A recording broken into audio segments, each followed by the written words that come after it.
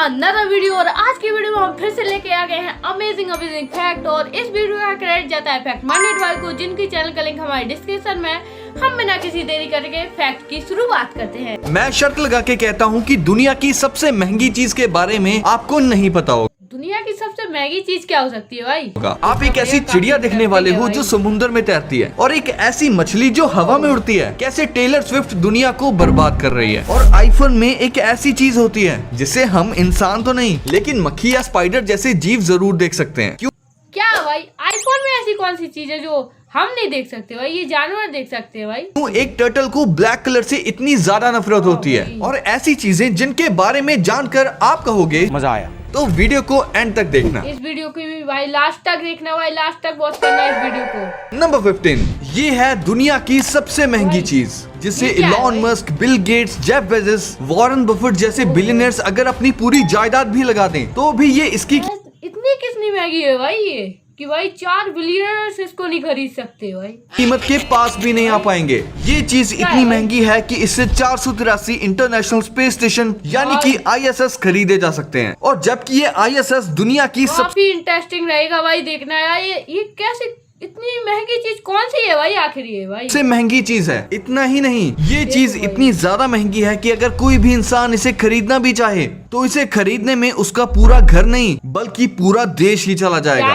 और आज दुनिया में जितना भी गोल्ड और डायमंड मौजूद है उनकी कीमत भी अगर काउंट करें तो उनकी पूरी कीमत भी इस चीज की कीमत के आसपास भी नहीं आएगी। तो यार ये डरा रहा है भाई। ऐसी कौन सी चीज है भाई? ये चीज दुनिया की ही नहीं बल्कि पूरी यूनिवर्स की सबसे महंगी चीज है। और इस चीज का नाम है एंटी मैटर, जिसके सिर्फ 1 ग्राम की कीमत 62.5 ट्रिलियन। ऐसा क्या है भाई इसमें 1 ग्राम की कीमत इतनी ज्यादा? 60 ट्रिलियन से भी ज्यादा भाई ट्रिलियन डॉलर्स है। दरअसल ये बहुत ही रेयर जगहों पर पाए जाते हैं और ये इतने हाईली रिएक्टिव होते हैं कि अगर 1 ग्राम एंटी मैटर एक नॉर्मल मैटर के साथ कोलाइड हो जाए तो ये हिरोशिमा नागासाकी में गिराए गए बॉम्ब की जितनी एनर्जी प्रोड्यूस करेगा। जबकि हिरोशिमा में गिराए गए बॉम्ब को बनाने के लिए 64 किलोग्राम यूरेनियम यूज हुआ था। तो अब आप समझ ही सकते हो कि एंटी मैटर इतना ज्यादा महंगा, काफी क्रेजी है भाई। अगर ये 1 ग्राम मिल गया ना भाई तो भाई बिलियनर बन जाऊंगा सीधा मैं। क्यों है? नंबर 14, चिड़िया तो आसमान में उड़ती है, लेकिन इसे देखकर आपको भी शक होने लगेगा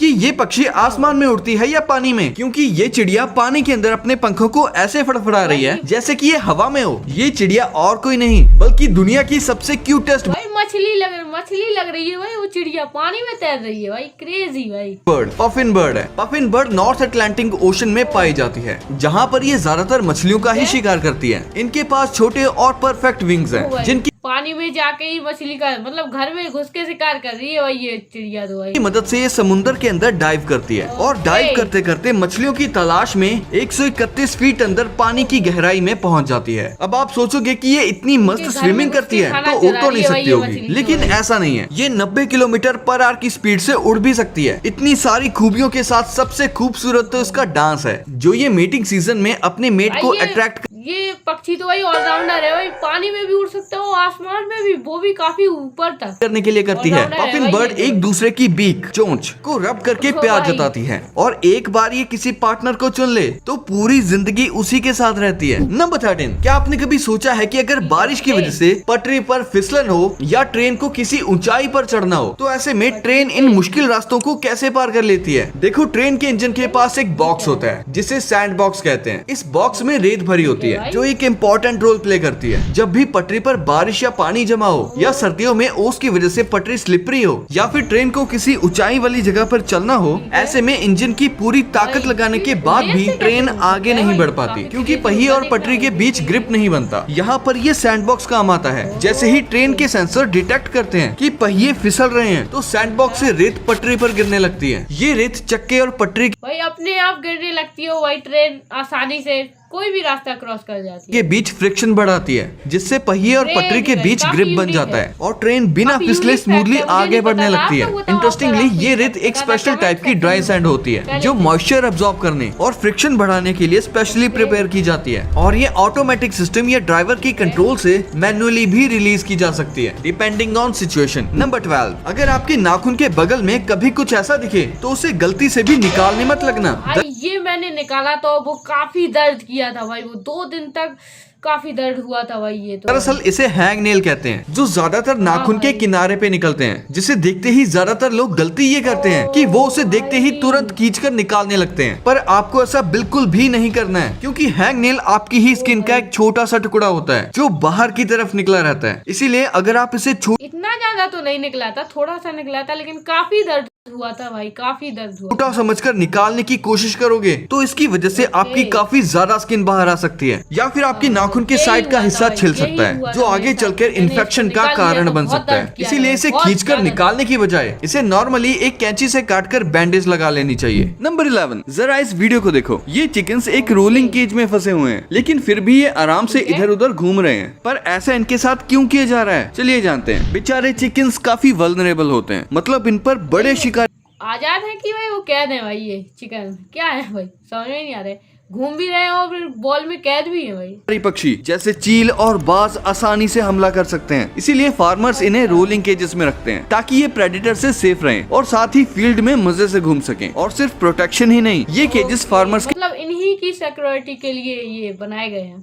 ये बहुत काम आती हैं। अगर चिकन्स भागने की कोशिश करें तो उन्हें पकड़ना भी काफी इजी हो जाता है। ऐसी इंटरेस्टिंग चीजें कहाँ जानने को मिलेंगी, तो सब्सक्राइब कर लो यार भाई, सब्सक्राइब करो यार। ऐसी इंटरेस्टिंग चीजें आपको कहाँ मिलेंगी, जल्दी से सब्सक्राइब करो। नंबर 10, इस वीडियो में ये sea horse party popper blast करके डांस तो नहीं कर रहा है, बल्कि ये तो अपने बच्चों को जन्म दे रहा है। दे रही नहीं बल्कि जन्म दे रहा है, क्योंकि फीमेल सी हॉर्स बच्चों को जन्म नहीं देती हैं। हाँ, मेल सी हॉर्स फीमेल सी हॉर्सेस को प्रेग्नेंट जरूर करता है, लेकिन फीमेल के अंदर एग्स बनने के बाद वो सारे एग्स मेल के अंदर ट्रांसफर कर देती है। अब ये एग्स मेल सी हॉर्स के पाउच के अंदर बच्चे बन जाते हैं, और उसके बाद मेल सी हॉर्स को काफी लेबर पेन भी होता है, और फिर पुश करने के बाद मेल सी हॉर्स की पाउच खुल जाती है और सारे बच्चे एक साथ। क्रेजी है भाई वो जब मेल कर रहा है तो भाई काफी क्रेजी है। बताओ, मुझे तो ये पहले से नहीं पता। बाहर आते हुए दिखाई देते हैं, जो देखने में काफी अमेजिंग लगता है। और ये मेल सी हॉर्स एक बार में 1000 बच्चों को जन्म दे सकता है, और ये प्रोसेस देखने में काफी ज्यादा अमेजिंग लगता है। मेल सी हॉर्स का पाउच एक मिनी बॉम्ब की तरह काम करता है, जो बेबीज को ऑक्सीजन और न्यूट्रिएंट्स देता है, जो उनकी ग्रोथ के लिए काफी जरूरी होते हैं, ताकि उनका डेवलपमेंट एक सेफ एनवायरनमेंट में हो। ये एक नेचुरल इंक्यूबेटर की तरह फंक्शन करता है, जो सी हॉर्सेस को बाकी फिशेस से अलग बनाता है। नंबर 9, भेड़ों के ऊन को काट के उतारा जाता है, लेकिन इस वीडियो में कुछ अलग ही हो रहा है। इस बेचारी भेड़ के ऊन को तो कपड़े की तरह उतारा। भाई वैसे काफी दर्द होता होगा यार भेड़ों को, जब उनके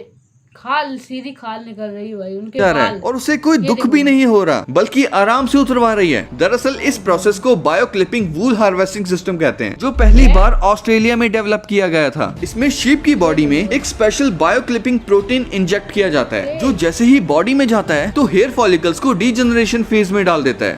भाई काफी दर्द होता होगा। और ये भाई कपड़े बनाने इन चीजों के लिए यूज होते हैं भेड़ों के बाल भाई। मतलब वूल अपने आप धीरे धीरे स्किन से अलग होने लगता है बिना किसी पेन के, और जब वूल कम्प्लीटली लूज हो जाता है तो उसे आसानी से खींचकर उतार दिया जाता है बिना किसी एक्स्ट्रा स्ट्रगल के। ये मेथड शीप के लिए भी सेफ है और वूल हार्वेस्टिंग को और ज्यादा एफिशिएंट बना देता है। नंबर 8, ये मछली पानी में तैरने के साथ साथ हवा में भी उड़ सकती है। इस मछली को फ्लाइंग फिश कहा जाता है। अब भाई मछली हवा में उड़ रही है। पहले वो चिड़िया थी जो ऑलराउंडर थी, वो पहले पानी में जा रही थी फिर हवा में, अब मछली हवा में उड़ रही है भाई, ये देखो। हालांकि ये पक्षियों की तरह नहीं उड़ती, लेकिन ये पानी के बाहर कूद कर अपनी फिन्स का यूज करके हवा में ग्लाइड करती है। ये सब पॉसिबल होता है इनकी बड़ी पेक्टोरल फिन्स की वजह से, जो इन्हें हवा में लगभग 200 मीटर तक ग्लाइड करने की पावर देती हैं। ये अपनी इस एबिलिटी का यूज समंदर के शिकारियों से बचने के लिए करती है। लेकिन एक दिक्कत है, जब ये पानी से बाहर आती है तो आसमान के शिकारी पक्षी जैसे चील और बाज इसे अपना शिकार बना लेते हैं। नंबर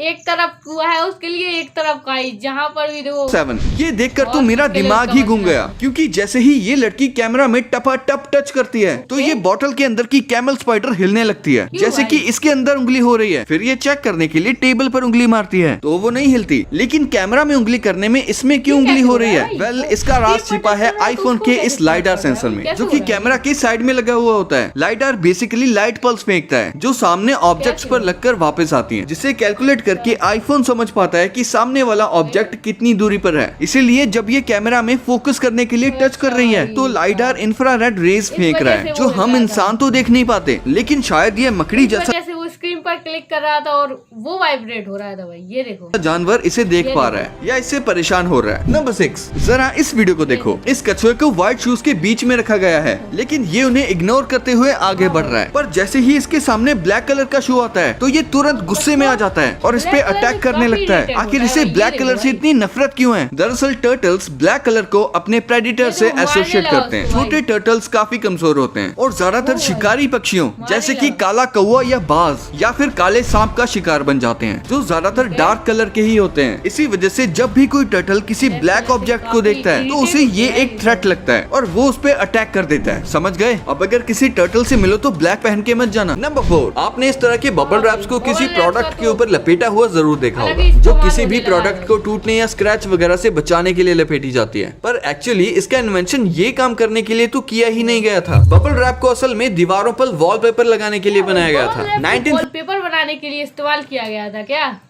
और फिर उसका काम बदल दिया भाई, उसका काम ही बदल दिया। 1957 में इन दो व्यक्तियों ने बबल रैप का इन्वेंशन किया और लोगों को टेक्सचर वॉलपेपर के नाम से बेचना शुरू किया। पर उनकी ये इन्वेंशन फेल हो गई क्योंकि इसको एज अ वॉलपेपर कोई भी पसंद नहीं कर रहा था। तो इन्होंने 1960 में सील्ड एयर कॉर्पोरेशन की स्थापना की और इसको पैकेजिंग मटेरियल के तौर पर बेचना शुरू कर दिया। और उनकी पहली कस्टमर बनी IBM कंपनी, जिसने लगभग अपने 1400 कंप्यूटर्स बबल रैप के साथ पैक किए। उसके बाद बबल रैप इतना ज्यादा पॉपुलर हो गया कि लगभग हर कंपनी इसका यूज करने लगी। खैर, मुझे तो ज्यादा मजा इन बबल्स को फोड़ने में आता है, बढ़िया टाइम पास हो जाता है। नंबर 3, जोमेटो की सर्विस आपको कैसी भी लगे, मगर उनकी मार्केटिंग का कोई जवाब नहीं है। एक दिन जोमेटो ने ट्वीट किया कि गाइस कभी कभी घर का खाना भी खा लेना चाहिए। ये ट्वीट इतना ज्यादा वायरल हुआ कि यूट्यूब की तरफ से भी ट्वीट आया। यूट्यूब ने लिखा कि गाइस कभी कभी रात के 3 बजे फोन साइड पे रख के सो जाना चाहिए। उसके बाद Amazon प्राइम ने ट्वीट किया, उन्होंने कहा कि गाइस कभी कभी केबल पे भी कुछ देख लेना चाहिए। ट्वीट करना स्टार्ट कर दिया, फिर मतलब वो बोल रहे थे हमारे यहाँ से हटो भाई।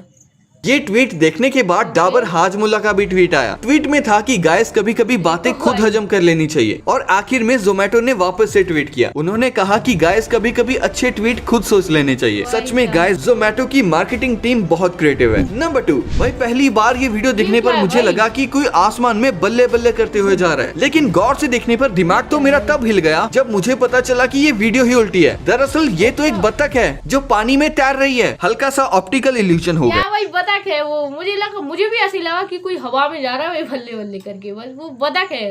नंबर 1, आपको देखने पर लग रहा होगा कि ये कोई मजाक कर रहे हैं, पर असल में ये एक एस्ट्रोनॉट है। स्पेस में काफी समय बिताने के बाद इन्हें ग्रेविटी में ना रहने की आदत हो जाती है, इसीलिए ये बार बार भूल रहा है कि ये पृथ्वी पे है। यहाँ तक कि एस्ट्रोनॉट स्पेस से वो स्पेस में समझ रहा है कि मैं स्पेस में, वो हवा में चीजें छोड़ रहा है, वो तो नीचे गिरेंगे ही भाई, वो स्पेस थोड़ी ना है। के बाद इतने वीक हो जाते हैं कि वो चल भी नहीं पाते। स्पेस में उनका शरीर माइक्रोग्रेविटी का आदी हो जाता है, उनके मसल्स बहुत वीक हो जाते हैं, बॉडी में चल रहे ब्लड सर्कुलेशन में चेंजेस आ जाते हैं और स्पेस में ग्रेविटी ना होने के कारण उनकी बॉडी में ब्लड लोअर पार्ट्स में अच्छे से सर्कुलेट नहीं हो पाता। और यही रीजन है कि जब वो धरती पे वापस आते हैं तो उनकी लोअर बॉडी इतनी कमजोर हो जाती है कि वो अपना वजन भी कैरी नहीं कर पाते और साथ ही वो चलने की एबिलिटी भी खो देते हैं, जिसकी वजह से उनको दोबारा चलना सीखना पड़ता है। भाई चल भी नहीं पाते क्या, दोबारा चलना सीखना पड़ता है। काफी क्रेजी रहता होगा वहां से सीधा यहाँ पर शिफ्ट होना, और वो तो शिफ्ट हो जाते हैं। बस हमारी वीडियो भी यहीं पर शिफ्ट होती है, हमारी वीडियो यहीं पर खत्म होती है। अगर आपको ये वीडियो पसंद आए तो जल्दी से लाइक एंड चैनल को सब्सक्राइब कर दो भाई, जल्दी से सब्सक्राइब कर दो।